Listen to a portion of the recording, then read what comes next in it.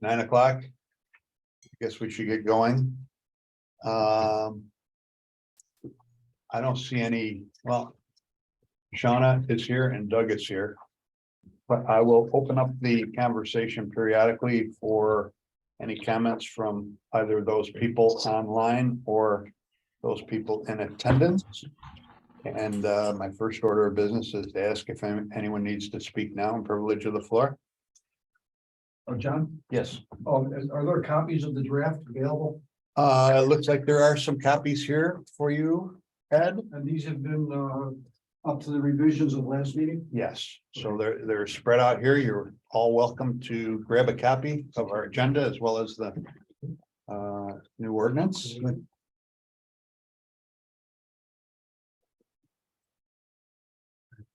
Yeah.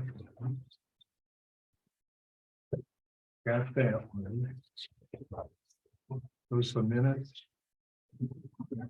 Yeah, I think those are the whole page. February 2nd.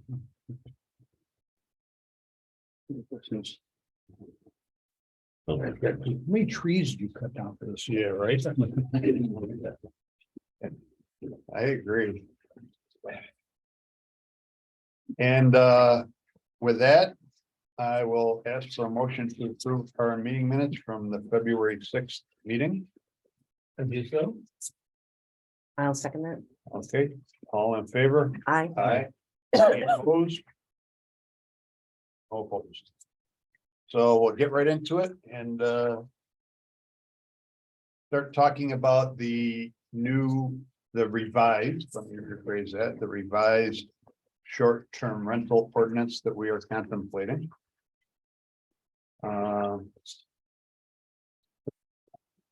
Doug, the insurance language has been included in this updated ordinance, isn't it?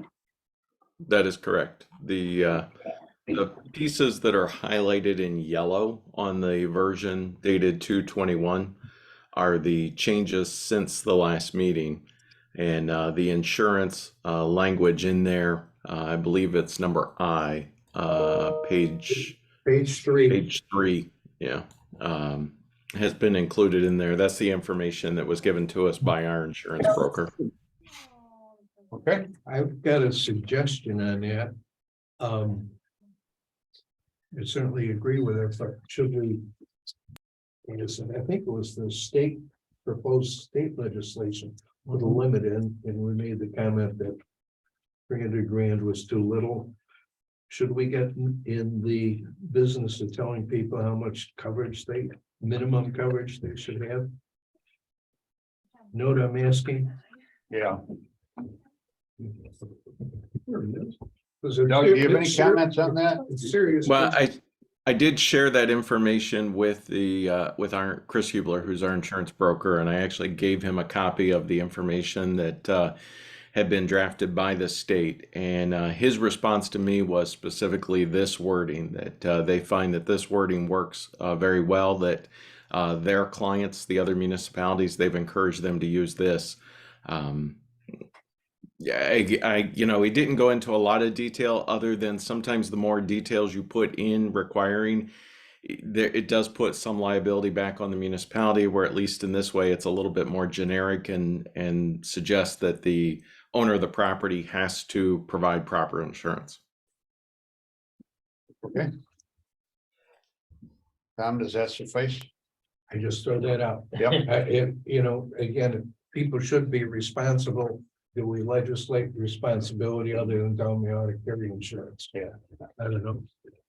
I'd like to just go with whatever our insurance provider is suggesting. I think that makes the most sense, but. Yep. But it's a good point to bring it up, so. Any other points or thought? I got a couple. Yeah, I got it. I noticed a big change between the last draft and this draft. Is now we are going to have the permit application go through a special use permit process. I thought we discussed Without that. a hearing. Yeah, without a hearing, which I'm not sure if you can do that without a hearing, but I thought we sort of agreed that to put each application through a special use permit, that would require going to PRC, having it reviewed, be put on an agenda for a planning board meeting. And this could take a month and a half, 2 months to have it occur versus having the applicant come in as originally proposed to the zoning officer and file an application, and assuming all conditions are met, that the permit would be issued by the zoning officer. And the only time the planning board would get involved would be if there's a reason for a violation. And there would be a reason to possibly suspend the permit. So I'm wondering why it was thought that this should go, each application go through a special use. And with a special use permit, it goes with the property and not Yeah. with the owner. Owner, yeah. So you may have a permit or a permit for a current owner, they sell the property. The new owner inherits that use permit. And we have no way of screening the responsibility of the new owner. Except when they So- apply for the permit. Yeah. Yeah, Doug. Chairman, if I can address Yes, all please. of that. So it's actually no change versus the last. It's just spelling out the specifics. If I could just kind of walk through this with you a little bit. So to make it crystal clear in the legislation so that the planning board does have the authority to revoke the use, it would actually enable a special use permit to be issued. And Kim, if you can kind of go through this with me on page 1. There's some key points here I need to point out to everybody. So the permit holder obviously is the first definition change there. The person to whom the use or the special use permit has been issued through the zoning officer by the planning board. Again, giving the planning board the right here, and the planning board has the ability to revoke the special use at any time, obviously. And then if you go to the next page there, which is use with criteria. So this would authorize the planning board, the town board would be authorizing the planning board to grant a special use in all zoning districts for the operation of short-term rental without the need for a public hearing. It also says the planning board may authorize through its rules of procedure a special use permit to be issued by the zoning officer when the applicant demonstrates compliance with the requirements for the application. So what that essentially would mean is the planning board would retain the authority to revoke the special use. They would actually issue, and we would need to update their rules of procedure, but it would allow the planning board to say to the zoning officer, okay, you can go ahead and directly issue this special use permit application for a short-term rental, provided it meets A, B, C, D, E, whatever, and all the stuff in the town code. And then that way it gives the planning board the authority to come back and revoke it. Does that answer that question? They're delegating, in essence, they're delegating their authority to the zoning officer unless a prohibition, a violation occurs. Correct. And then it could go through the planning board for disqualification or renege or whatever. But how do we address Tom's point of it going with the property and not the owner? So that's where the conditions and specifically the rules of procedure can be spelled out on changes. We can certainly put that into the town code. Special use permits traditionally are inspected or have a time period. They also traditionally would have conditions. So that's where we can spell that out a little bit more. Obviously, there is a timeline on this per the town code. So it's not just going to automatically roll with the land, because in this particular special use situation, it will automatically expire unless it's renewed. Okay, Is that contrary to state rules on special use permits? No, because a variance, Tom, would run indefinitely with no rules or anything, but special uses are granted at the right of the municipality. So in this particular case, the planning board would vest the right to issue the special use, in this particular case for short-term rental, and then also retain the right to revoke it if there's a problem. This power that the planning board's giving the zoning officer to issue permits, is that on a case by case basis or would it be a blanket? Power to issue special use permits provided conditions are met? Sounds like a blank. Provided the conditions are met specifically for short-term rentals, that's spelled out specifically here. So it wouldn't So be. we have to meet all the conditions of this particular section of code. So essentially, the planning board is saying to the zoning officer, you have the power to accept and approve applications for short-term rentals. That it doesn't have to come back to the planning board on a case-by-case basis. Unless there's an issue, right? Well, unless there's a, reason for violation, okay. Answer your question? Yeah, I guess it's just using the term special use permit. Yeah. Sets off bells. Yeah, they sort of jumped on it, how we're used to traditionally addressing special use permits in terms of procedure and A lot of time. and the time involved. Yeah. So We call it something else. I had a couple of notes if we're ready to You move done, on. Chuck, from that one. with your comment? Yeah, let me vegetate. Go ahead. Okay. I mentioned last time, and I'll mention it again because it doesn't seem to have been addressed. We keep referring to bedrooms or sleeping rooms, which are not defined. We define sleeping area. But at the bottom of page 2, number 5A, we say sleeping room. Number 5B, we say sleeping room. And then again, at the very last page on page 4, number 10, we say bedroom. And I think we need to quantify if we mean sleeping area or something else. But sleeping room and bedroom are not defined anywhere. So I just wanted to bring that up again. And Let's then, stop, slow down. okay, Let's Yeah, address can it. we? So under the definition section on page 1, it does have sleeping area that includes any room that has a bed, bunk beds, day bed, or other furniture for sleeping, including without limitation, pull-out couch, yada, yada, yada. And that terminology is taken specifically from and defined by New York State Building Code. yeah, but you never say sleeping area, you say sleeping room, and then you say bedroom. Well, sleeping area is any room that has the bed. So I And that's- mean, That's fine, but we should say sleeping area, if Yeah. that's what we mean. And not sleeping room. And then the very end, we never define anything about bedroom. In that number 10 on page 4. So that's just a grammatical thing that we could modify, isn't it, Doug? Well, it does yes, mean two yeah, different that's not things. necessarily a problem. I'm sorry, the last one was number 10. No, on the last page, number 10, we say that one actually might have a more significant change if we change that to sleeping area, because that's we're talking about So you want to leave that as bedroom?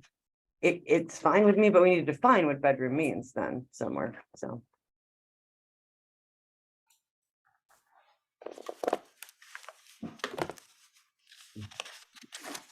We could do either way. It just needs, it doesn't, To be consistent. yeah. Let's call it sleeping area Instead of a bedroom, you know. instead of a bedroom. I just want to go back and double check New York State Building Code just to make sure we don't run into a problem with that. But I get the gist of what you're Yep. saying. Let us know what you learn if it's an issue. Okay. Okay. Adeline, what else? Yep, where was my other one? My other one was, page 3E and F. So we talk about in page 3E, we talk about the application and annual renewal fee. And then in 3F, we talk about the permits valid for 3 years. Are we saying this is an annual permit or a 3-year permit? Is there just a fee every year, or? I think that was. Yeah, one- you're right. You're right, Adeline. The annual renewal should just be strict. It should just say the application fee shall be set by resolution of the town board. Okay. So there was that, and then the last one I had, unless I missed it, which is Let's entirely. stay possible. on FE for a second. Okay. Okay? Sure, go ahead. Because I think we should send this with a recommendation to the town board on what that fee should be. Okay, So does that make sense? Yeah. Okay, we're comfortable with that? So, and Tom brought up an interesting conversation this morning before we got online here, Doug, about, should it be a set number? Or he brought up the fact, should it be a percentage? But then as we talked, we thought, well, maybe a percentage might be tough to quantify because you don't know how much, Or collect. yeah, you don't know how much rent the person is gonna get for their facility, so. Any thoughts on that, what we should charge? I mean, I wanna make sure it's enough to cover our administrative costs, but yet I don't want it to become Well, see, a we've, tax really that we gain additional revenue from. I don't think that's. so we've fair taken either. the occupancy tax off the table, right? Right, Okay, so the only thing about the occupancy tax is that that is more kind of a tax that the renters are paying. The permit fee is something that our owners and Correct. probably residents are paying. So from my perspective, I'd rather see more of it coming from their renters than from the owner essentially having a new tax. But that's, I mean, that we've got to cover the costs of having a zoning inspector and possibly additional enforcement people available to Yep. do this. So. agreed. Yeah. Doug, have you given any thought to that? Yeah, so traditionally, the Sorry, I didn't see percentages that. are assigned. Pull up. Oh, that's all right. I was just gonna say that, the renter is paying the fee. Yeah. I mean, the person that's renting their house out, pass along. They'll any pass it cost on, they yeah. can. Mhm. You know, it's really them paying it ultimately, like anything else. So. Yeah, Okay. so traditionally, if you're going to do an occupancy tax, then that's a percentage. If you're going to do a fee, which is traditionally what we do, there's a flat fee essentially. And it could even have different scales, whatever. That's traditionally a flat rate that has been established by the board that we then collect at the time of the permit is being issued. So if you're going to do a percentage, I'd recommend you do an occupancy tax. If you're not going to do an occupancy tax, then I'd recommend that you do some sort of a flat fee. And then, that could also be sliding, right? So if it's, what do we charge currently? I think $100 a year. So if this is a 3-year, I mean, so it's got to be at least $300, I would say. If you want to make it based on the number of bedrooms, you could do that. If you want to add in the additional time and everything that this is probably going to generate, you're probably looking at something more than that. So it's really whatever the committee wants to recommend. What would be the mechanics of collecting an occupancy tax?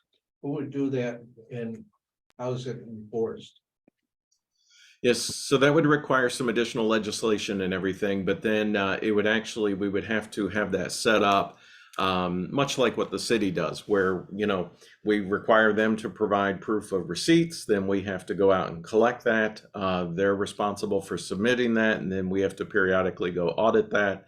The city actually has it's set up so that the hotels provide that. It would be no different at that particular case with an occupancy tax, but then that does add considerable more work. Does the $100 per year, has that, do you think, been covering our administrative effort on this, Doug? No. Well, because we don't have anybody that's really doing the permits. I mean, we have like 200 short-term rentals right now, and I think 60 or 70 are actually filing right now at this point. We have Yeah, less so than there's that.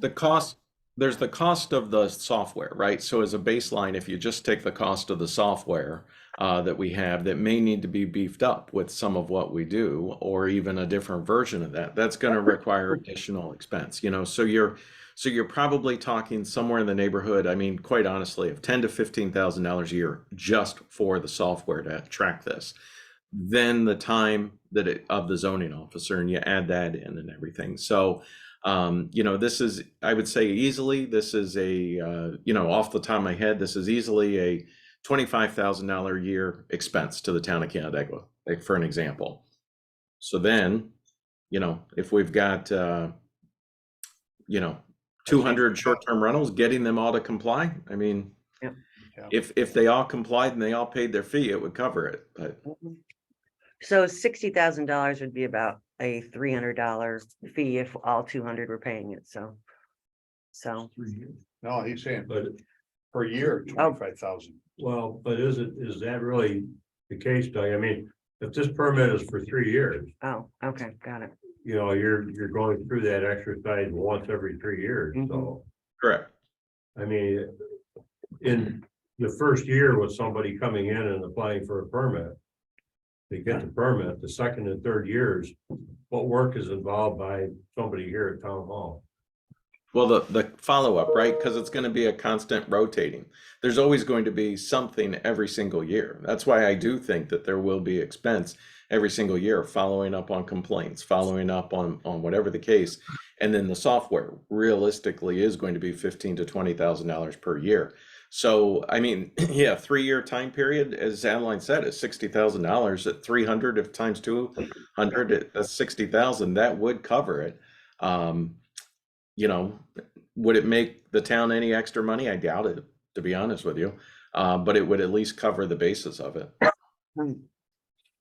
Mike, do you have any $60,000 thoughts? a year, 200 units, No, you're good? it's $300 a year. Yeah, if there were 200 units, right, $300 per 3 years. Yeah. 3 years. Mhm.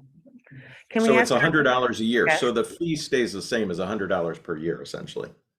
Talking past each other, that was my point, those out years of second and third year, there's really no activity. So if it's 60,000 a year, No, No. 60,000 for 3 years. Correct. That's if it's 300, so if it's, Yeah, but. I mean, it could be Doug's 900, it could be, I mean, it saying- could be And whatever Doug's you saying want. our expenses are roughly 20 grand a year. Yeah. So $300 theoretically covered it if we get all 200 people to. in a perfect world. but In a perfect- it's In a perfect never world, gonna yeah. happen. So Lindsay, let's rely on your expertise and what you've seen in other municipalities. $300 is absolutely fine. And I would say do it annually, honestly. That's what the other townships are doing. $300 annually? Yeah. Okay, That's I mean, that's. one or night two of nights for booking. any of these Yeah. renters. Yeah, It's not a Yeah. disability. Agreed. so are we comfortable with that? We have, Vanessa would like to speak if you. Yeah, Vanessa, I'm sorry. Okay, when you're talking about a vast difference.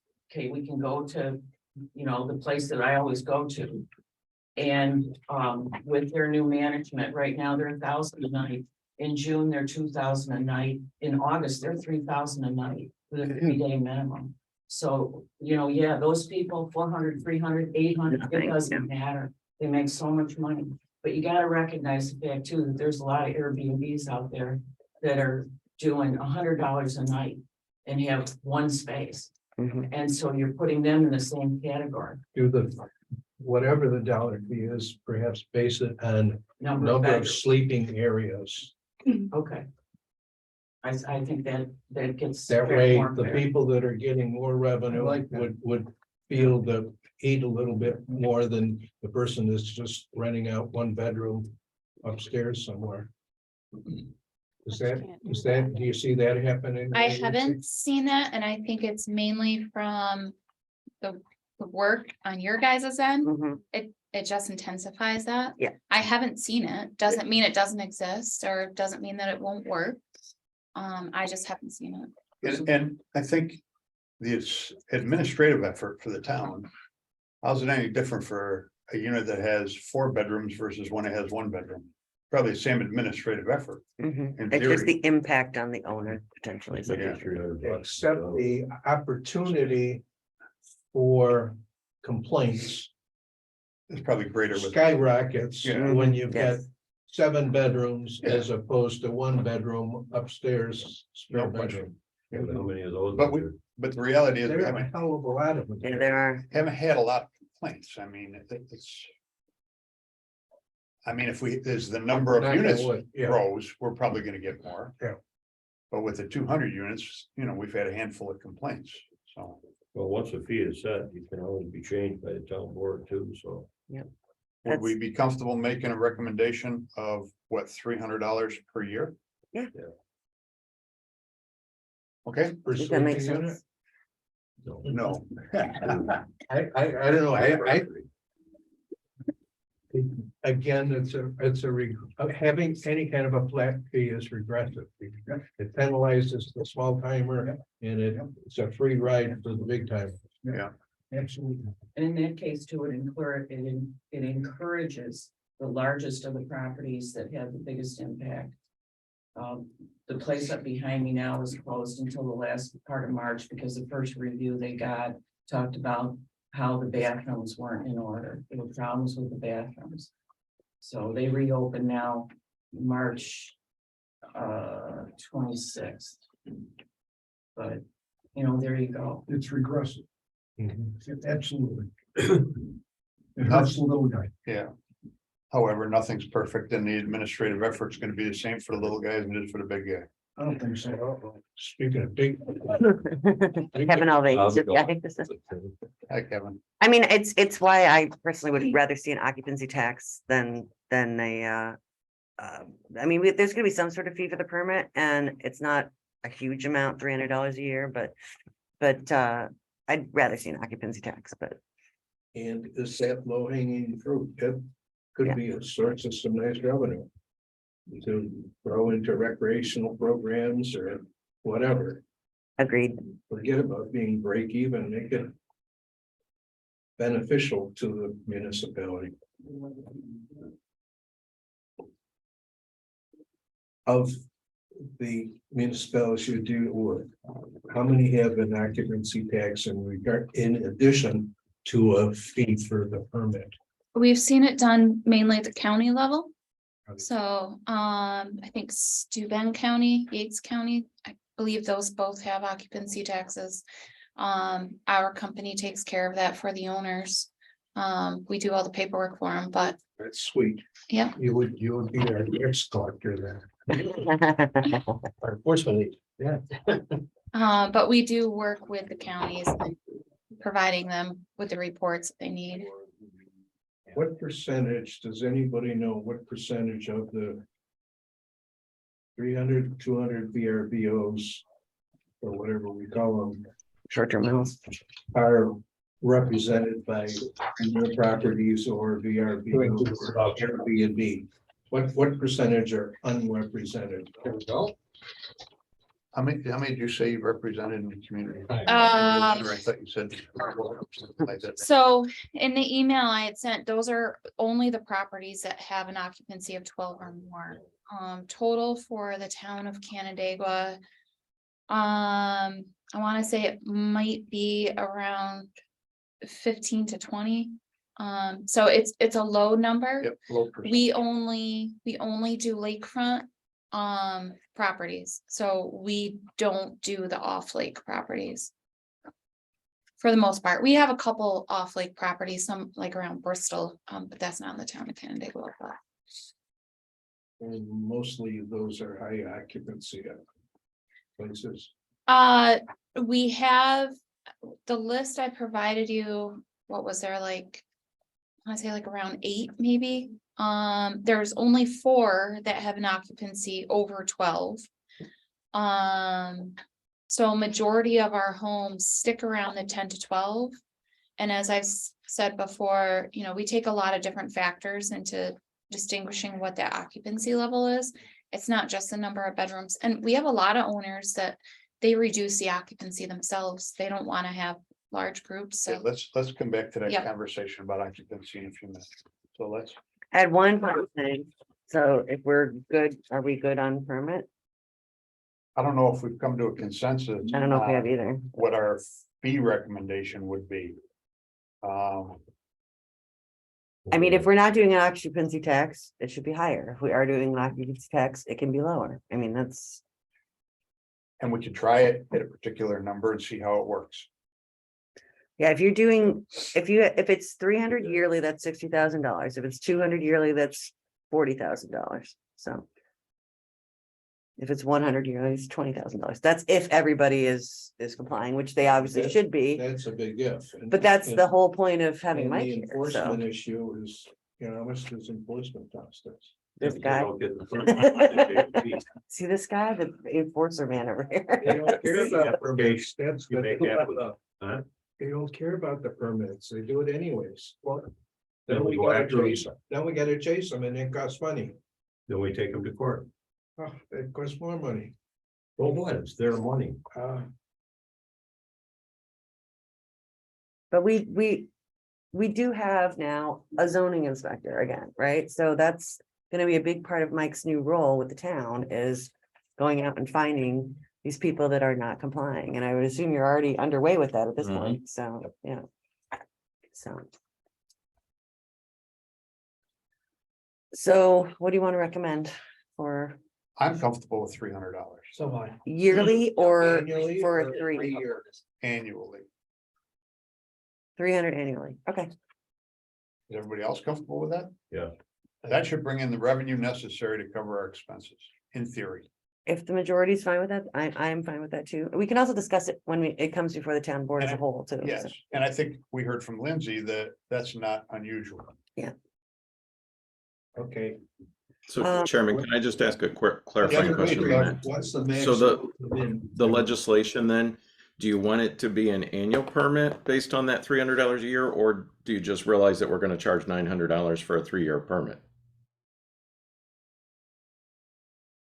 What's easier for people to keep track of? I mean, I noticed when we had our meeting in January, several people that were short-term rental owners were like, oh, I gotta renew my, my short-term rental that's what my concern is too. Obviously, there's significant penalties if people aren't keeping up with this. What's the best way to do that? Is it January 1st thing? Is it once every 3 years? Is it a rolling time coming in? What's the best way? In your experience, anyway. I would say rolling, only so that in January and February, you don't have 200 Mhm. applications coming through. Yeah. I would say that would probably be easiest on your end to manage. And 1 or 3 year, and this is for you as well. I mean, is a 1 or a 3 year a better? I mean, I don't want people to forget about it, after a longer period, so. We've seen them annually. Again, that's more work on your part. Mhm. It's all. I mean, you guys know your resources better than I do, so. But if you have it rolling. How do you It's easier to feel about manage. that, Doug? So right now, it's actually designed obviously so that they all expire December 31st, so that we know that without, it becomes very easy to track. It's January 2nd. If you haven't renewed your permit, then you're out of compliance, right? If the way this legislation is written based on previous conversations, it would be more of a rolling 3-year window. So if John Smith comes in May and gets his application and gets that approved and gets his permit, then 3 years from then in May, so it'll spread them out, stagger them out a little bit. With the system, I have a feeling we're going to have to make some changes with the software system based on conversations I've had with Shauna, and I know Shauna's a little bit under the weather, but she's joined us. And then with Chris, we may have to make some updates as we go to the software system, so it may not matter quite as much. I guess my only thought is if you're going to make it $300 a year, at the time of application, the $900 basically bill might be a little bit more challenging for a smaller entity than than a business that's basically operating a short-term rental. Their own businesses. So it sounds like you don't believe with the software that it's going to be much more of an administrative effort, whether we do it rolling or whether we do it annually. Can we ask Mike about it too? I mean, do you have any Yeah, thoughts sure. on this? What Doug says, if they come in and it's rolling and they just, whenever they apply, they come in 3 years later, that would make more sense. That would be a lot easier than having them all come in at once in January. That's just gonna, Yep. bury us. Make you crazy. Mhm. So we can make it annually, but that could be rolling. Exactly, yep. So make it annually and make it rolling Mhm. and make it $300 a year. Yeah, I think that makes the most sense. Everybody comfortable with that? Okay. We I- can make that administrative, change in the document, And I just had one last thing. please. I didn't see us addressing parking spaces. Are we not doing that now? Because I know we've talked about that a little bit. But I didn't see anything addressing how many parking spaces were in the driveway, unless I missed it. I thought it did say that they had to show adequate parking for the number of units that they have. I could very well have missed that, but I didn't see that. Doug, are you aware of that being addressed anywhere in here? Adequate parking at all? Yeah, so we had a variety of different conversations at the last meeting, and then since that meeting, it does become a challenge, because then you've got the zoning officer making an opinion call relative to that. And I think that that really does open Pandora's box. So there's some general language in here relative to, excuse me, and I'm just scrolling here on the different side because it's been a There's week or two since we went F on through. the top of page 3, it indicates a minimum of 1 off-road parking space for every bedroom. Is that, we're good with that? Yeah, that's what I think Okay. we came to the conclusion that that was it. Okay, I just wanted to touch this. Now I'm gonna throw out here the tough. Oh, wait, again, that says bedroom. Yes, please. It says every bedroom shown on the floor plan. Are we? That goes back to the sleeping area bedroom question. So, okay, so are they submitting a floor plan as part of the application? I think that's the intent. How do we know that, well, how many bedrooms are in the floor plan? Well, because what's going to happen is every single parcel, all 4,999 parcels in the town of Canandaigua has assessment rolls. So Yes. Mike is going to get up and he's going to walk next door and he's going to look at the assessor's record and see if it has 3 bedrooms, 6 bedroom, or 20 bedrooms. And that's going to really define this. But they don't And if have. it doesn't, then there's an issue, right? Then it's got to go to the next step of an inspection or whatever. Because have they converted the basement into illegal bedrooms? We don't know. So. But again, that's not floor plan, that is whatever it's officially called in the assessment rolls. But they have to submit with the application, and they do today. They have They to do have to submit a submit the floor diagram, plan? basically Okay. a floor plan. Okay, just wanted to make sure. Okay, and I'm gonna throw out the tough question, just for conversation. And why do we limit it at 12? Why don't we let the bedrooms dictate the occupancy? I'm throwing it out for conversation. I don't understand our 12 limit either, but that's, I mean, I think it's, my own feeling is, I think we should let the sleeping areas dictate how many people can. I agree. I think our point of limiting to 12 is limiting events, right? We don't want these to be used as event spaces. We don't want these to be used as party houses. And I think that's where the 12 came from. So, But I think in Lindsay's email, and we can go to her in a minute to get clarification, I think that she was suggesting that the one property that had more than 12, or a couple of these properties that had more than 12 had pre-existing conditions where they had an additional building on site that people were staying in. So, and I think if that's the case, I don't think we ought to penalize those people and not let them utilize that building or facility for that. Actually, because the very few that exist.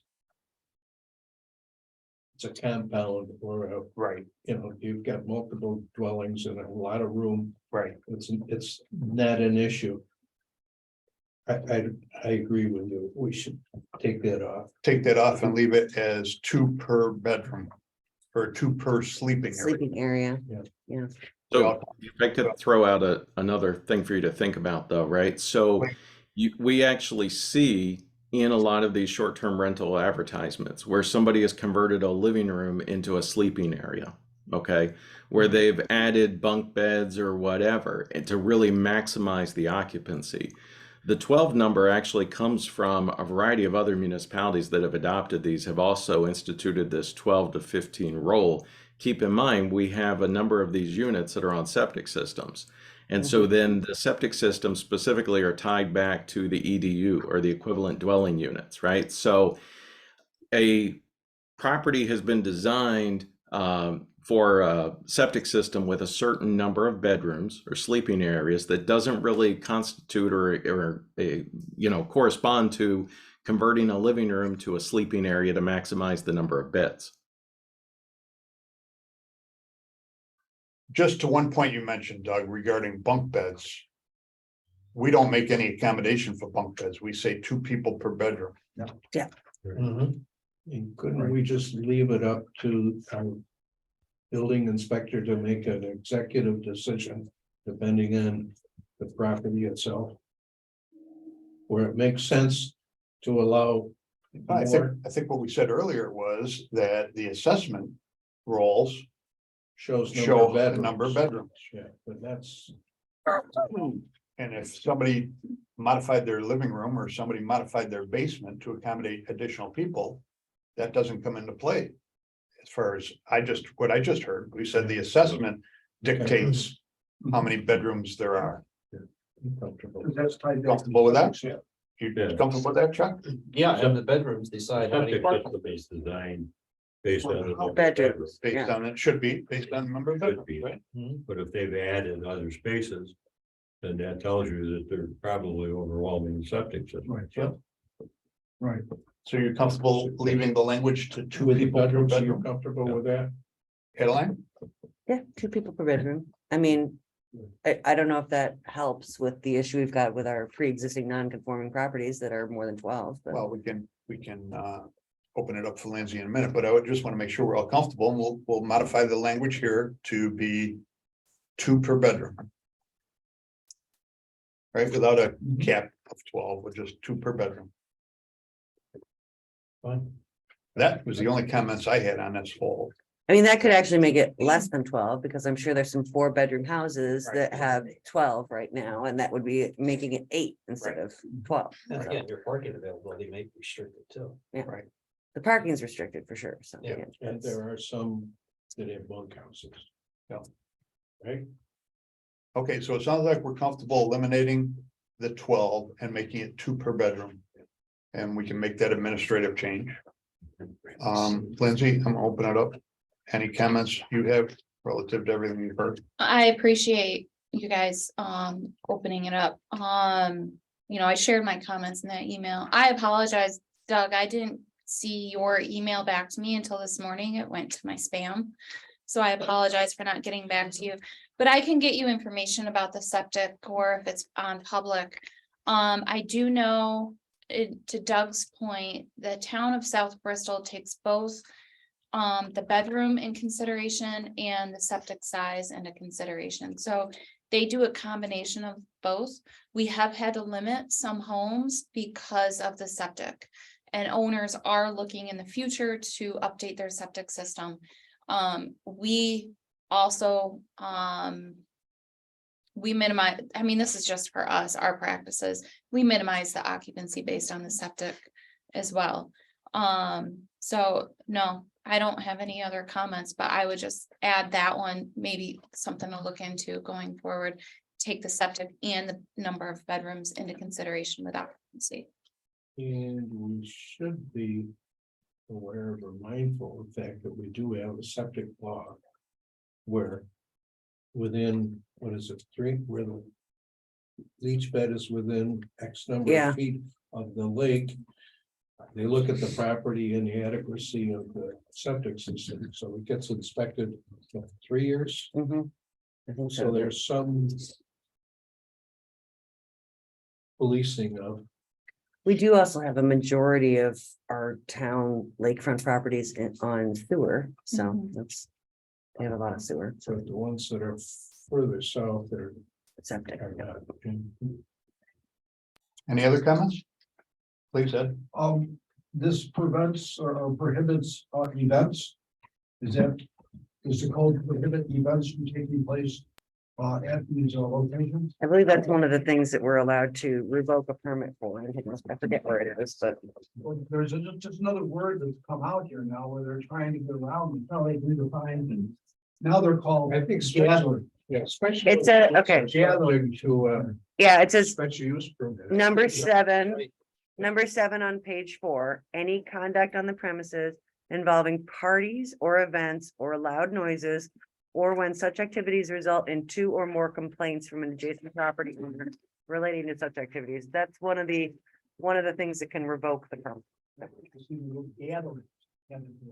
Okay, That's just called events. Oh, we're just having a gathering, 50 people. well, we can write large gatherings because they're all gatherings, so. Just gathering. I think that's the word. What I have is, item number 7. Or The way this is worded, only then as long as there are 2 complaints. Good question. I would rather see it. gone Spelled out than- earlier. or not allowed. Back to the planning. Well, no, just not allowed, period. gathering. Take 2 or more out. Well, someplace in here, I think we should say that we don't allow that whole series, events, gathering, wedding, How do whatever. you define that, Terry? What's that? How do you define that, Define what? gathering? Is that You can put it in the 6 people? definition. Is it 60 people? A family reunion, and inevitably, you're gonna have a family reunion. And Saturday. More than you renters. Can I make a comment? Please. In our guest license agreement, we do specify that they cannot have more than the allowed occupancy at any time during their stay.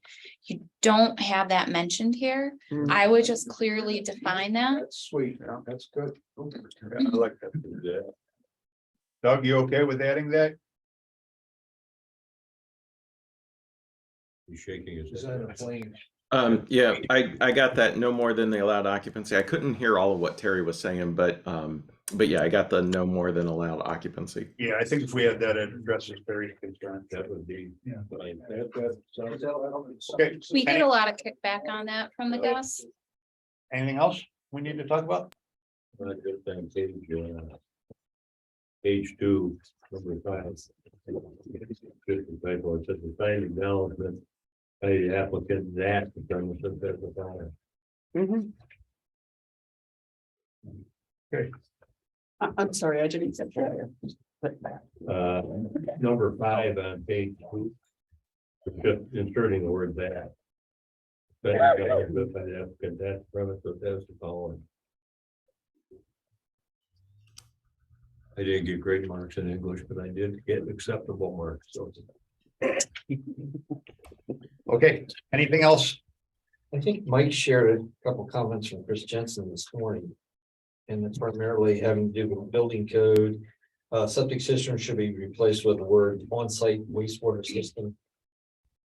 There's a, Oh, okay. it's something Doug can take care of, I'm sure. Okay, it's just administrative. Thanks. Okay, good. I'll open it up now. Anything else from the public?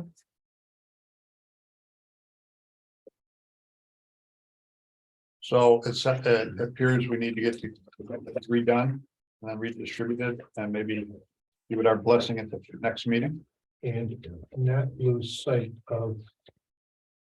Or lose the discussion in regard to the occupancy tax. Okay. Keep it on the table anyways, because I think. I just paid an 18.9% occupancy tax on my trip to Cincinnati. So I think if it were 2 or 3, nobody would even notice it. So. Any place you go. Whether it's hotel or a VRBO or Airbnb, there's a 2 or 3% Mhm, hit to the local community, mhm. and you've got no say in it. Now, how we collect it, I don't know, but there's some pot of gold sitting there. Is that the case with all of your properties? There's always an occupancy tax? We have our own fees, but there's only certain counties that require an occupancy tax. So it isn't everybody tax. Nope. Just the folks down south. I'm just, Okay, let's move on. We've got Kevin here and I want to talk about permeable pavers. So if you folks want to stick around and listen to permeable pavers, you're welcome to. I appreciate it. And if not, you're welcome to leave also. I'd also Thank like, you for all your help. I appreciate it. thank you guys. So exciting. I'd also like to bring up, we do have our ECB chair here as well. Yes. And she's kind of double duty, but I think she's got some ideas that she'd probably like to share too. Thank you, folks. Thank you. How do we get rid of the problem that Ed's going to perpetually have? They're gonna be in violation several times if they keep doing what they're doing, so. Right, it doesn't seem to stop them. Aren't they in They can violation? already? revoke their permit and take them to court now if we pass this. Are you packing so you can? Look at this guy. You don't want him coming to your house. So Kevin, I'm the bad guy here. I brought up permeable pavers again. And the reason being that during my tenure on the zoning board, this came up as a continuing issue. It would be recommended many times over and over again by the ECB that the use of permeable pavers be the way to mitigate some of the coverage issues that we always seem to have come before us at the zoning board level. And additionally, I've recently seen some articles in the town newsletter stressing the importance of the use of permeable pavers. And I thought it's necessary to, based on this history, that we get together and try to address using permeable pavers, encouraging the use of using permeable pavers through maybe some zoning modifications. And it seemed like the ECB, as well as this ordinance committee, wanted your valuable input relative to this topic and conversation. So did I summarize it okay? Yep. So how do we want to move forward? Do you have any Let- comments or wait. feedback? Before we get into it. Hmm. You may have mischaracterized my prior comments about permeable pavers. I'm sorry if I did, I apologize. No. I am all for permeable pavers. What I object to, and to give you a little history, and Kevin was in on this, and Doug will remember, and it was maybe 15 years ago. The ZBA was constantly having to have variances for lot size, for configuration of the building and so on. And we got Kevin involved. Doug was involved, and I can't remember the gal from planning in Ontario County. Who's the older woman? that was- Maria, probably. Maria. Yep. Was involved, and we said, why are we sending all these to the zoning board when somebody wants to build a new house on the RLD? And Maria came up with a statistic, I think it was 63% of the lots in the RLD were non-conforming. So Doug says, well, geez, we ought to redo our zoning regs in RLD. And with Kevin and Maria, and I couldn't tell you who else, we sat down and looked at frontage, square footage, setbacks, and we set 3 different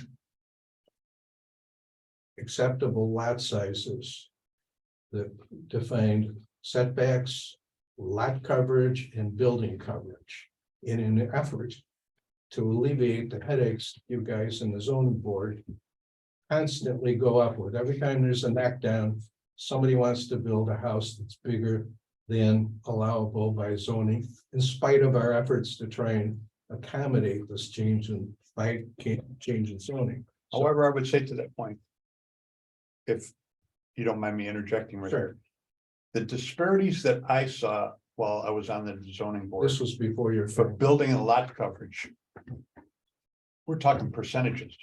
So some people would come in with like 16.5%, or the other one was building coverage, I think was 30%, and 31 or 32%. So it wasn't like somebody generally was coming in for asking for 40 or 45% when 30 was the maximum, or 25 or Maybe in the old 15, days, but- it was 45%. yeah. But my point is the town tried to accommodate the fact that we've got a lot of non-conforming lots, trying to make them more easily conforming and ecologically appropriate or reasonable. So the summary is, my objection is not to permeable pavers.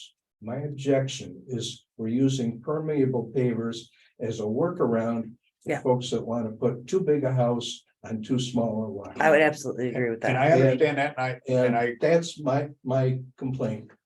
I love permeable pavers. I wish people kept rain gardens up to date. I wish the world were perfectly permeable. What I object to is doing a lat line to lat line building and what's the little road next to the country club? Oh, Fallbrook. Fallbrook Park. Park, Yes. where Try Sandy it used Beach. to be what case cottages, Mhm. and now we got mega houses and two smaller lots. You're never gonna make that right with permeable pavers. I would absolutely agree. I want to see if there's a way that we can somehow encourage these without making it seem like it's a get out of jail free card on That's the. precisely what restrictions, so. permeable pavers Yeah. have become. Yeah. Get out of jail free card. However, it hasn't become because the zoning board never took that into consideration. If that's the case, fine, but I'm all in Never did. favor of However, permeable pavers. I think it would be. The alternative perspective is that if someone was a 16 or 16.5%. And they could mitigate that. By doing a complete driveway or all their sidewalks and their driveway and permeable materials. I think it might be a better solution because at the end of the day, we're gonna end up with more permeable surface. Than we would if we try to stick to the percentages. They can I mean, mitigate the problem by building a smaller home or buy the lot next door. Yes, however, you're still gonna have, And embrace themselves as environmentalists by putting in a permeable driveway is ridiculous. why? Because it's contrary to the idea. You're creating more permeable surface, so why is it ridiculous? If I can interject real quick, so like going back to that history of, we were looking at. In the residential Lake District, Yeah. correct me if I'm wrong here, RLD. it was 20,000 square feet was the conforming lot size. And that's the study, the inventory was showing that 60+%, Didn't. we weren't comply. there, right? Yeah. So then we were running into issues of side setbacks, the lot coverage was a big one also in terms of running into issue upon issue of saying, all right. We have a lot of these that are just requiring variances and overwhelming the ZBA with, and saying, okay, what can we do here? And, I think it was a compromise, some things I didn't really, wasn't a huge fan of, but, going down, I think it was, and I'm trying to remember, but it was like a 10,000 square foot. I don't have it in front of me, yeah, but we yeah. made, there was a lot of work involved Right. in trying to accommodate the folks. Yeah. That wanted to work with a small lot. Yeah. Or a medium-sized lot. So if you had like a 10,000 square foot lot, there was like a range, you could get 45% lot Yeah. coverage. I don't know if it's possible to They- pull up that, there's a chart or a table. But that was the RLD, compromise. Pull up the RLD, Zoning. appendix, whatever it is. No, but that was the compromise to try to reduce the number of variances, say, oh, let's Absolutely. increase the lot coverage you know what it is? in the smaller lots, just accepting the reality that there's no It's gonna way, happen. it's a Right. lot. We got to allow for, for development, but the concern I think we all had to a certain extent was, okay, well, we're kind of lowering the bar a little bit, and then we're going to start to see mission creep. And these That's variances start to happen again. Precisely. And it could be, maybe we upped it to 45%, but now they're asking for 55 or 60% lot coverage. Mhm. So that was sort of the concern aspect, and then saying, okay, let's call permeable pavers, permeable driveways. Call them out as not being part of the lot coverage, or maybe it's I think South Bristol does like a 50% rule. They'll say, okay, if it's 10,000 square feet of permeable pavers, it only counts as 5,000 square feet against lot coverage. Mhm. So that was sort of a, one way to try to balance things out. Okay, The problem, and Chris Jensen will tell you this, is the issue is not that first year. It's three and moving forward, these things have to be maintained. And if they're not maintained, and I've seen so many examples of them not being maintained, they become impermeable. mhm. That becomes the issue, and or they get paved over. Like if it's a permeable driveway. Randy Barnes, where's the glass? Yes, they seal it, within 2, 3, 4 years. And what's the enforcement mechanism? What, how do you go in there and enforce something like this to after the fact, after the permit's been granted, to be able to say, no, you gotta make this permeable again? Well, That's a tough one. are there less of the maintenance issues with some of the types? Like I could see somebody not understanding the porous asphalt or the porous concrete. But the gravel and the pavers, I mean, that's. Even gravel. You can't really make Yeah. pavers not porous, like there's not really a way to do that. You just, Well, I mean, you're you either maintain maintaining. it. Well, if you- Literally, the silt and everything Will else wash that gets off, in there, yeah. if these things become impermeable, you have to sometimes vacuum them. You've got, it's Yeah. crazy what you have to do to maintain these things as permeable. So that's a big piece of the puzzle as well, is that part of the maintenance component. So, I would think also, Kevin, that as properties change hands, the original Yeah. owner may Yeah. have had all that the too, yeah. best intents in mind, but Yeah. the next person then said, I don't like the looks of that gravel, and you'll put it. Take it out, put Right. something else down. and gravel, go. DEC doesn't consider gravel to be permeable. Okay, And that's what we kind of look at some of their stormwater manual. If you have a certain type of gravel where there's a lot of regularity. is that the gravel filled high density plastic grid? I don't know if that's. Well, what there's a that is. geogrid that would go underneath that would Okay. kind of encourage that. You would want to make sure you don't introduce fines down into it. So there's a lot of pieces of the puzzle there that comes into play, and I remember doing one review where they were calling out very specific types of gravel. It had to be a certain gravel size. You had to Okay. make sure it was washed, it was, clean. Yeah. And that it would allow for that material, because you drive around during rain events. Quite honestly, the Yeah. gravel driveways are sort of some of the worst They're ones that we mud have. piles, yeah. You just see the runoff coming off of those. So.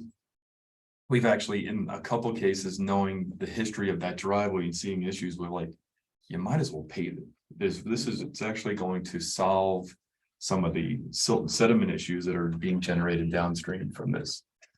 So it gets complex. It's one of those things. It's an administrative nightmare. The short-term rentals, the on-site wastewater systems, here's another thing that you would have to monitor. Looking for RO. Okay, they were put in. Who's inspecting it? The larger developments, you can do that. Mhm. The homeowners association, you name it, they're supposed to be doing that, or it could be the town having to maintain these areas, but. But the one-off the houses, individual, yeah. it's tough. I would imagine, though, in most cases, people just. Yeah. Maybe a year, 2 years. Right. And I mean, there is maintenance Lot with sizes. traditional, I mean, if you're putting in an asphalt driveway, you've got to seal it every year or couple of years anyway, so there is maintenance for all types of surfaces. It's just Yeah. people are less familiar with how to maintain the porous surfaces. To me, so Gorham does it in a way, they say, we require, you must treat your stormwater, on any new impervious cover, going in, along their, residential lake district. And a lot of that is they're putting in kind of these chambers, kind of like a stormwater chamber, where it's basically the same thing as a septic system almost. You're taking your roof runoff, you're taking whatever, and you're putting it down in, and it leaches down into the subsoil. So, like a dry well or something. yeah, it's similar to dry well, and yeah, there's different ways to do it, but that's where you allow the engineer to kind of come up with that. My big fear, I agree with Tom, is the aspect of saying, okay, Yeah. we're gonna allow more lot coverage. With permeable pavers. I don't think any of us want to do that. Okay.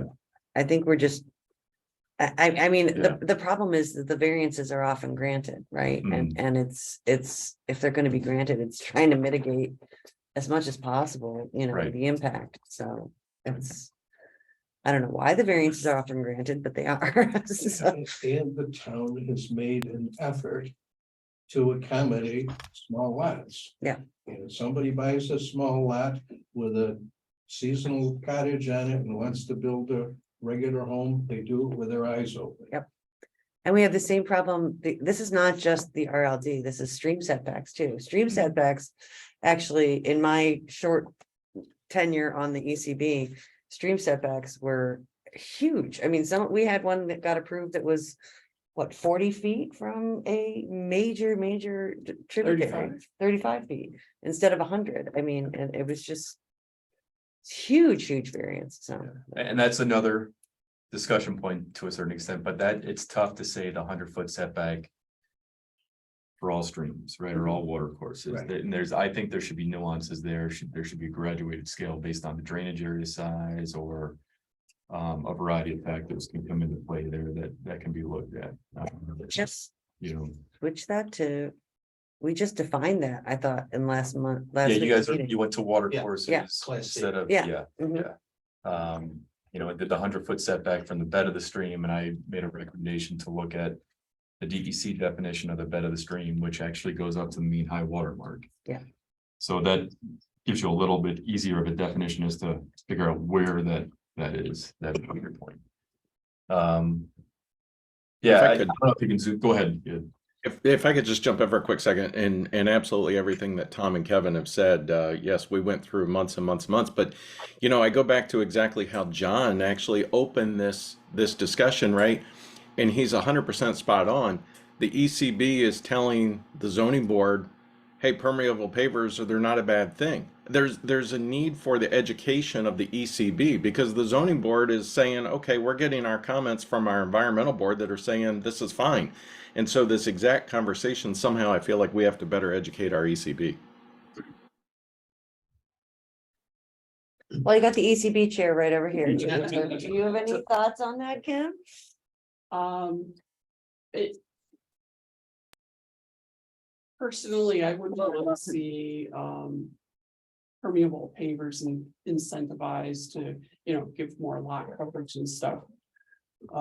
We are gonna talk as the ECB next month, on this more, but I can definitely, take back that it's an education matter for us as well. And I wonder if there's a way, so these for on-site wastewater systems. If it's an aerobic treatment unit or some type of alternative system, they need a once-a-year annual maintenance. And I don't know, again, this creates another, quite honestly, administrative thing to do. But, part of these permeable pavers is what is the manufacturer set as the recommended maintenance cycle on these? And that, maybe, if these go in, if that's what you're doing, you've got to send in documentation to the town once a year that these things are being maintained. And then maybe it's okay, you haven't been submitting these things as being maintained, yet you want another building permit. Maybe that's the carrot and stick aspect to be able to say, well, unless you can document that your permeable system is still functioning, we're not going to grant you another building permit. I don't know, that's one way to kind of But unless they Incentivize apply folks. for another building Yeah. permit, you got no teeth. this is true, but it's one method of kind of after the permit approval. You can maybe get them, it incentivizes them. But the tail Yeah. is the nightmare for the building inspectors. Yes, Yeah. yes. I'd say just build it to code and hope that it works. People install these Mhm. systems that are not gravel net, but a real system. Designed by a professional PE. Are they tested? To see that they actually work? Or is it just, well, we put it in for the manufacturer's specification and it should work? Right, I don't think that, yeah, go ahead. Yeah, I don't think they are. I don't think, No, no. No, it's in the plans. It's presumed that it's built that way. And other than that, nobody goes and dumps a 50-gallon. I don't really know. No, Well, there is a lot of testing on that product. One of the benefits of having the New York State Stormwater Manual is that a lot of these products have gone through, and if it's in that stormwater manual, then they've documented through independent testing that it does work. So there is that backup of having another entity prove that these things work, and it's made it into an official document. So, Well, you go into consumer reports every month. Page 5 shows all the recalls for yes. all yes, the products. Yes, that no, I hear tested. you, I hear you. Installation is key, you know, and that is, you know, you can say, well, this aerobic tribute unit works great. Or this sand, you know, from a septic system perspective, you know, this raised sand bed system is gonna work great. Well, was it put in properly? You know, that becomes the key thing. Well, yeah, I mean, there should be inspection. Yeah. Inspection being done during that, and whoever designed it, that PE should have to sign off. Yeah, Yeah, this was installed according to, but I just. you could throw that into, maybe it's a residential lake district that the professional engineer has to do an as-built test or an as-built drawing that says, yes, we brought a 5-gallon bucket, poured it out, you know, and yes, it accepts this flow. I mean, you know, and again, you get more specific than that, but you could require that. You could Well, definitely, you have to do a perk test before Yeah, you do that's kind of a confirmation. Yeah. I agree. So yeah, permeable paper, large picture, yes, they are a part of the system. They are definitely endorsed and documented that they function and they work well. It's just the biggest thing is the maintenance of them over time. All right, we love them year 1. Do we love them year 5, year 10? All right, and that's, And the presumption that they're actually put in.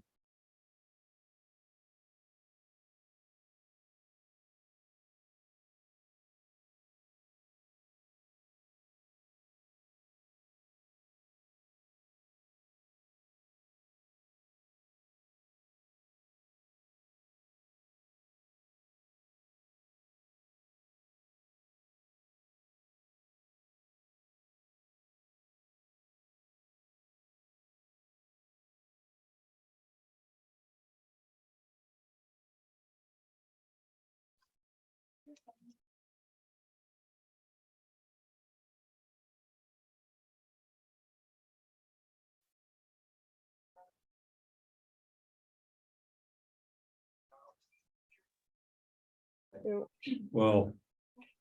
I guess the question really here is not whether permeable pavers are good or work or whatever. It's should there be a trade-off? If you put them in, we'll let you cover the lot. Should there be 5% incentivized That's the question really is, incentive to use them? That's the question. If it's a small lot, they should be incentivized to do it anyways. So required in my opinion. having not served on the ZBA, I know we have some really knowledgeable people in the room here who have served on the ZBA. Why do we keep granting these variances? Why does that happen? Like, why do they always There's seem? no set answer. It's based on an Case by individual case. condition, case by case basis. And I don't recall ever passing one because they use permeable pavers. Yeah, I don't mean that. I just mean in general. I think, It's because of other reasons. Yeah. I mean, so you talk about this lot that's closer to the stream than what was allowed per ordinance. And in that case, the applicant demonstrated very strongly that they were doing things extra to protect the creek, the stream. And I think, that particular one, I would disagree with you, but, and if we're talking about the one on Menteith Point, yeah. I believe that even Kevin got involved with that one and made recommendations Should never. that the owner implemented to encourage the ZBA to approve that. All right, so just going to that one, that was if it, the key thing was if it's going to be granted, we know it's a dynamic flood environment in Yes. there. And we needed a floodway.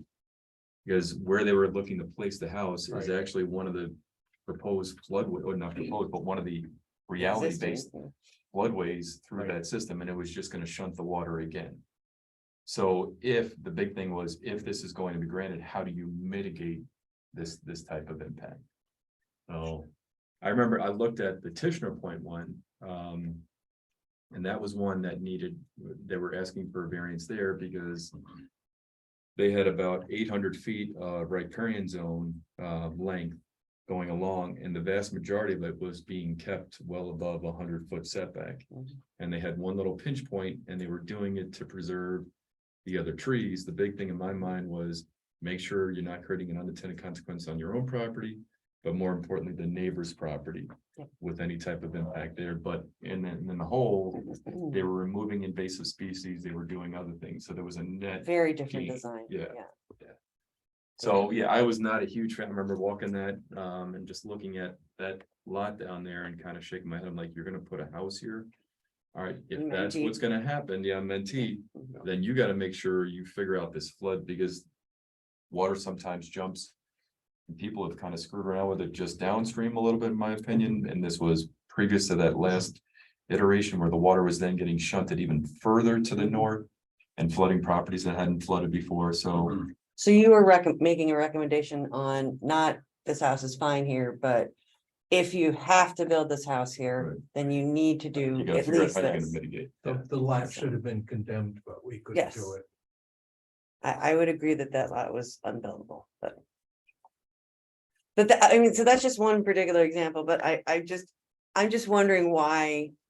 I guess that's the big question in the room is why do we keep granting the variances? What, like, we can write all the laws we want in this room and create all of the paperwork that we want, but if we don't follow it, I mean, it's one thing when something's 2 feet here or 1 foot there, but if we don't follow it when it's 40% or 50 feet, what are we even bothering writing for? Well, I think to that point, Caroline, you can put anything down in black and white that you want to. Yeah. That's not gonna go and accommodate for every particular situation. Agreed.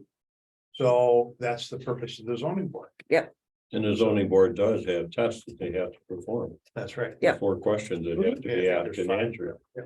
I mean, you write these things and maybe you cover 95% of the cases out there, but there are unique situations that Agreed. for some reason, and that's the outlet, that's the, mechanism that says, well, this case is unique. We're going to give whatever distance or coverage or whatever the situation is. I mean, you can't cover everything on paper, not possible. No, It's not agreed. possible.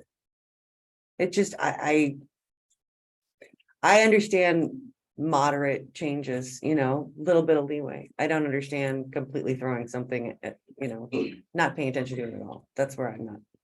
Is it possible to zoom in on that table a little bit more? Because I think it kind of goes to the point what we were talking about before in terms of the changes that were made to try to reduce the number of variances that were being granted in the I think you're RLD right, especially. That was right up there. Right there. There we go. Let's see. Yeah, so then you've got that lot size less than 10,000, 10,000 to 20, and then the 20,000.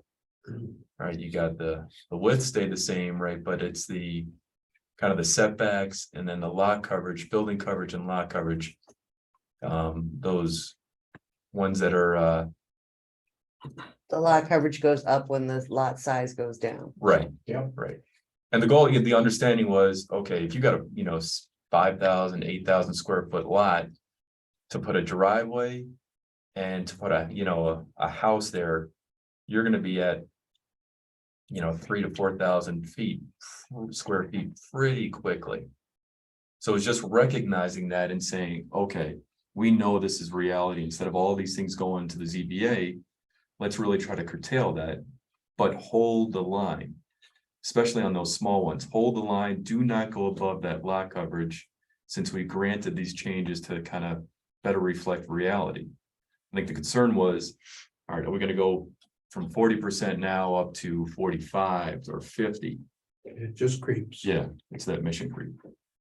I will say too, I know the ECB recently had something where somebody had a very large lot across the street combined with a very small area on the lakeside. And I don't know how often that comes up, but they were looking for a very large home and very significant lot coverage on the lake portion and absolutely nothing on their upland lands at all. So it didn't, trigger any significant variances. I don't know if there's a way we can address that, because obviously their lake lot is an entirely different situation than their upland acreage. So I don't know if there's a way that can be addressed as well, so. That's for another day. Yep. Maybe just a quick thought on that would be, that's where we got into, and I think Gorham does a pretty good job on it. It's not perfect. But they say, okay, tear down, rebuild, or if you're putting in new lot coverage, you have to treat that water. Mm, We're talking to Tom Harvey, who's the planning board chair there. Treat water. Treat the water, treat the Stormwater? runoff, treat Yeah. the stormwater runoff, yeah. So. You know, it could be a rain garden, could be, you know, an infiltration unit, could be, you know, things along those lines. Again, those require maintenance. You know, the rain garden, all of these things require the maintenance aspect. So how many lots are on the shoreline? You know, even if you just keep it to that, I mean, there's gotta be in the town of Canandaigua, there's gotta be 500 lots, Right somewhere in there, behind you. 400 or 500 lots, yeah. No, but Maybe as you said, Maria did a real nice inventory for us and it was Mhm. lost in time. But, Oh, we can get that pretty easy Yeah, in GIS, yeah. but which, Can you, you've brought up stormwater runoff treatments and permeable pavement treatments, including dry wells. You said aerobic treatment systems, rain gardens. Can you send that information to us? I Yes. mean, Yeah, the aerobic treatment is for septic systems, for Yeah, on-site mhm, wastewater yeah. systems, but the others are all part of a list of best management practices that DEC puts out. I think the nice thing about links, sometimes it's not the great way to do it in terms of linking the DEC, but in this case, you've got a good quality document that gets updated in terms of the stormwater manual. Okay. And you can kind of, there's sort of that safety net of, hey, listen, this is what the state is requiring in many of these instances.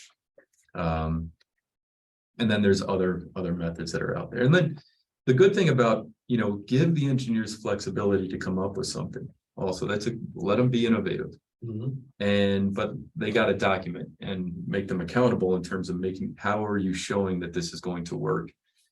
And at least provide a long-term maintenance plan as part of the planning board approval or ZBA approval. What is the long-term plan on this thing? And I don't know if there's any way, if you do it anywhere else, in terms of what kind of teeth you could have to be able to say to a landowner. Maybe it's a once every 5 years, 10-year inspection, Yeah, saying, all right, where's the rain garden, folks? You know, but I don't know what the stick is at that point, if you will, to kind of say, you need to fix You could this. apply the stormwater management agreement that we use for basins, and sort of dumb that down to apply to an individual lot. You know, for a homeowner, that they would be required to do it. Possibly. But what's gonna make, The what's teeth. gonna force them to do that, I guess is the question. After the fact. we do force people on the aerobic systems, but annually they have to send Georgia's successor Tyler. the 1 year Yeah. maintenance every year. Yeah. So that's, you know, a tail on those anyways. What's the guy's name? Tyler. Tyler. Yep. Tyler.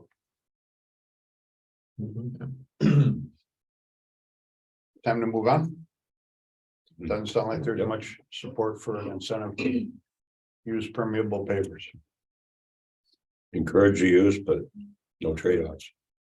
That's what I'm hearing. Okay, moving on. We do have one other item, if we can just take a couple minutes to talk about it. And this just came to my awareness yesterday that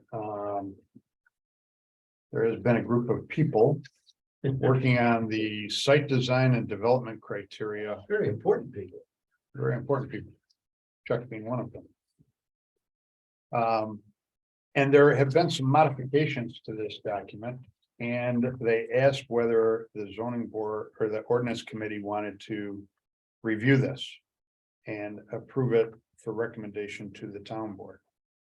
And most of it, I thought, was just grammatical type stuff. However, Shauna brought up that one of the main reasons that you did this, or one of the main points of doing this, was to restrict granting a temporary C of O until the dedicated aspects of the property were completed and dedicated to the town. Did I say that well? And I have a theoretical point about that concerns me. Okay.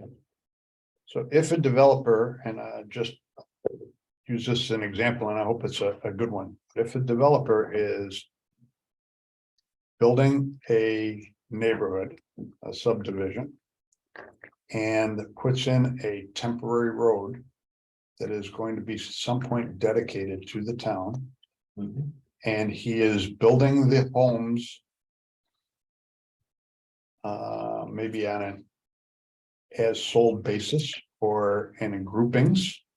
And he wants to keep that temporary road in place until the development is complete or substantially complete. How do we address the situation with a temporary CFO? Well, this is an issue that Jim Fletcher brought up. How do you get money if we get a temporary CO? Will the bank release money to somebody? If they got a Release money to who? To the homeowner? Yeah, Developer? well, Yeah. can a homeowner on a temporary CFO get money released for a mortgage? Yes, Can he? yes. Okay. Yeah, because it happens. Yeah. Now, this is an issue that Jim had brought up, and it had to do with having residents on a road that's in fairly compromised condition in terms of its paving and all that kind of stuff. So and driving the developer to get to the point where they finally dedicate the road. Because a lot of times these things just sort of drag out over time. And apparently it's been a problem that Jim's had with a couple developments. I think with Meadows was one of them. What's Overlook Park Meadow, Park, okay. Oh, Overlook Park is- Meadows, yeah. Overlook. Overlook So is anyway, Old it's been Brookside. an issue in the past, and this was Jim's suggestion to correct that we would get those streets dedicated more quickly.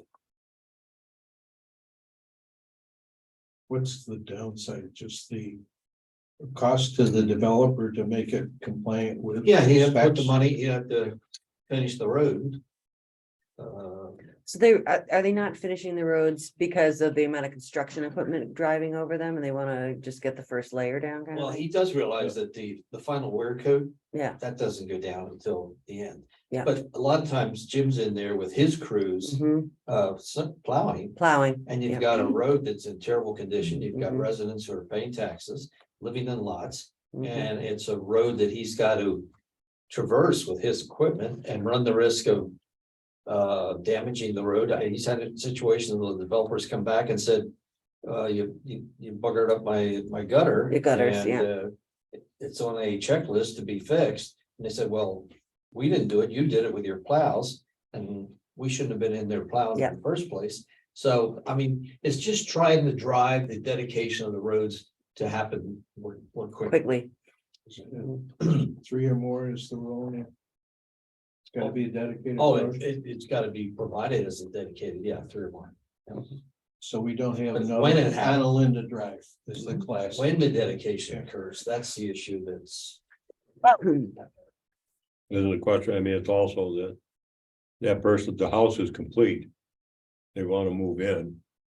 The road isn't dedicated or some other, doesn't have to be the road, it could be drainage, it could be some other Improvement. issue, some improvement, some infrastructure component. That person be allowed to get, that Temporary. temporary CFO to move in. So that, because they've sold a house or whatever the situation is. You don't want to hold them up. But you want to hold the developer's feet to the fucker also, so it's. Yeah, that's why the temporary C of O was created, I guess, Yeah. to allow people to move in. I think I'm on the same page as you, and I Yeah. agree with the concern. It's just different wording. Yes, because if it's. Why not grant the temporary CFO, but yet not accept the dedication of the roadway until it is finally completed? And then, to your point, the developer would be responsible for maintaining the plowing and the access to these homes until it's. Time dedication. But they don't have But the guy plows. that bought the house is saying, when's this gonna be But then Finished. then he should go to the developer and ask, when is it gonna be finished, right? Or when are you gonna? There's no Plow. teeth in that, though. That's Maybe redundant Chairman. to C of O, yeah. Yeah, Chairman, if I could jump in, I see Kevin please, squirming Doug. here because we've been through so many of these situations with the developers over the years. It's, there's so many examples that we've run into where, for instance, the home is constructed, the person has sold their home, interest rates are going up, whatever the case, they want the temporary C of O so they can close on their mortgage and they can move in the house. It may not even be, the road may not be constructed yet. The electric may not even be hooked up to the house. The gas may not even be hooked up. We've actually had examples where they're running on generators and propane tanks because they need. I mean, it's just ridiculous. And then you extrapolate that farther. Then you've got the person living into the house. They've closed on their house. They're paying their mortgage. The developer's still dragging their feet. And then the resident then calls us and say, hey, I'm paying my taxes. How come you're not plowing this street in front of my house? I want you to come. It's this habitual problem. Other municipalities like Farmington, for instance, has now required the developer to install at their cost the road and everything up front. And I think that we really need to be thinking about things like this. The temporary C of Os are a huge problem for us. We try not to issue a temporary C of O, if ever, at all possible. I've had residents argue with me because they want to move into their house and we're not issuing temporary C of Os. I get the problem, but we have zero leverage to go back. Once the resident has received the temporary C of O, they've closed on the house, moved into the house, we have nothing at all to go back on the developer to make them do anything, whether it's stormwater, whether it's whatever the case. That's why I really think that we should be making the developers install this stuff up front. Or at the very least, I've seen situations where in the surety, there's a time limit.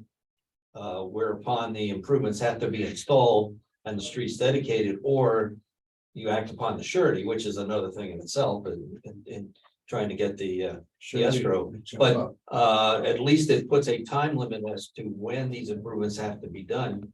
Because you have these projects that just the streets go 5, 6, 7 years before they get dedicated. What you're suggesting, Doug, where would that appear? Would that appear in this document? Requiring that the road, in this case, we're talking, be installed. Yeah, I think it needs more conversation, but based on what I'm seeing in other municipalities, I think the town of Canandaigua should have a serious conversation about requiring the developer, and the developers are going to hate it, but requiring the developer to install the roadways and infrastructures prior to them receiving the first building permit. Because then they can't build the house and then they can't put us in the position with the future resident that we're currently been put in. And it makes the remaining lots more saleable too. So there's a benefit to the. And the buyer knows what they're getting Yeah. in terms of the street layout, maybe the parks. So my Street question, lights. where does that appear though? What part of code do we put that in? What? I think it would have to go in both the site, I think it would have to go in the site design criteria that's in front of you, as well as I think we'll have to put it actually into the section on building permits, that prior to the building permit being issued, so. Okay, so that part would be this committee. Yeah. Ordinance committee. So Doug, is this something that had importance to be done at this meeting? Or is this something that we could take up at our next meeting? I know that Chuck, and I don't know if you have anything, I mean, I know you've been working No, I on this just- and everything. Yeah, I thought it gotten to the point that this change, these revisions, the endorsement of the ordinance committee. And a lot of them were based on recommendations Jim had made. I had gone through it because one of the charges of the planning board in the comp plan was to review the site design criteria code and eliminate any impediments to alternative transportation. Certainly with the complete streets and the provision for trails and sidewalks and all that, I don't think there's any impediments in our code. So the combination of that task, along with Jim wanting some upgrades or updates on some of the specific specifications for water materials and water equipment, And Lance had something, there was also something in here about the dedication process, make sure we refine that a little bit. Those changes being made required it going back to the board for an endorsement. But prior to that, it was felt that the ordinance committee should look at it and talk about it if they could. I haven't seen this. Did we send this Yeah, around I somewhere? haven't seen it. Yeah, It's interesting reading. I mean, I know the original document. I haven't seen your changes that are proposed, so. Okay, we can get. that. so what I just heard then is we could take this up at our next Oh, no, meeting. yeah, I just don't want to lose track of it. Yeah, so I want to keep it. why don't we do that then? Let's, at our next meeting, we'll wrap up short-term rentals, hopefully. And we'll do a review of this and talk about this and that looks thick enough that we need copies. yeah. Yeah. I'll make copies, and you're correct, Adeline, you haven't seen it. We kept it internal just to get a better feel for what the committee wanted to do with it. Sounds like fun. Okay, So Sean, Shoot. Kim, you're on mute. We can't hear you. There we go. Was that Chuck? Sorry, I didn't hear you. no, you'll take care of distributing the latest draft to the committee. Yeah, and well, I'll print it in color because clearly the red line version is easier to read. Beautiful. okay. Motion to adjourn? Oh, really? Hello.